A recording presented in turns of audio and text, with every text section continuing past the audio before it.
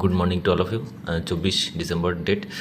তো দেখো মার্কেট আজকে কী হয়েছে, প্রথম এই যে জোনগুলো দেখতে পাচ্ছ এগুলো প্রথমে মার্ক করা ছিল। এটা প্রিভিয়াস ডে টপ, এটা প্রিভিয়াস ডে লো, আর এই যে তার আগের দিনের যে লো ছিল সেটা তার আগের দিনের ক্লোজিং ছিল। তো ঠিক আছে, মার্কেট এখানে ওপেন হয়েছে, ওপেন হওয়ার পরে দেখো ফার্স্টেই কিন্তু প্রথম ক্যান্ডেলের নিচ থেকে রিজেকশান দিয়ে এখানে গিয়ে ক্লোজ করেছে।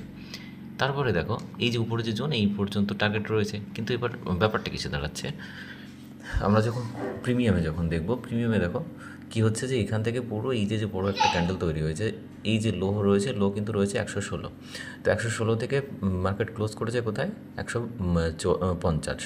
তো তাহলে এখানে একটা বড় কিন্তু হিউজ একটা এসএল আসছে। তারপরে ছোটো ছোটো ক্যান্ডেল দিয়েছে, কিন্তু ক্যান্ডেলগুলো এন্ট্রি ক্যান্ডেলের মতো স্ট্রং নয়। এখানে কি হতো, মার্কেট যদি এখান থেকে কিছুটা রিজেকশন নিয়ে এখানে এসে আবার যদি নতুন করে গ্রিন ক্যান্ডেল তৈরি করতো নিচে রেড ক্যান্ডেল দিয়ে, তাহলে কিন্তু একটা স্ট্রং এন্ট্রি পয়েন্ট হতো। কিন্তু এখানে কিন্তু সেরকমটা হয়নি।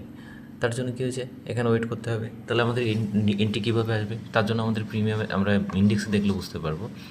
এই যে এখান থেকে যদি মার্কেট এখন ফল করে এসে এখানে যদি বেচ করে তারপরে আবার নতুন করে স্ট্রং ক্যান্ডেল তৈরি করে, তখন কিন্তু আমরা এই পর্যন্ত টার্গেট দিয়ে যেতে পারি। অথবা মার্কেট যদি এখান থেকে এসে এখানে ফল করতো, এখানে যদি রেড ক্যান্ডেল ক্লোজ করতো, তারপরে যদি রিটেস্ট করতো, তখন কিন্তু আমরা এই পর্যন্ত টার্গেটের জন্য যেতে পারতাম।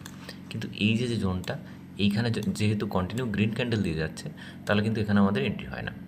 এরকম সামান্য সামান্য জিনিসগুলো, ছোটো ছোটো জিনিসগুলো যদি আমরা মেনটেন করে চলি, তাহলে কিন্তু আমাদের একদম কোনো প্রবলেমই আসবে না।